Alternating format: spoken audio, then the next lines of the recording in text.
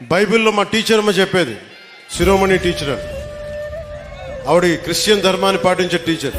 ఆవిడ చెప్పిన వాక్యాలు గుర్తుండిపోయినాయి. తనని తను తగ్గించుకున్నవాడు హెచ్చింపబడును అంటే నాకు ఇష్టం ఆ వాక్యం.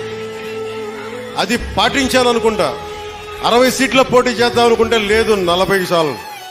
40 కాదు అంటే సరే 35, 35 కూడా కాదు 25 కూడా కాదు 21 అంటే 21 మొత్తం గెలుపు దేశం మొత్తం మాట్లాడుకునేలా చేసింది.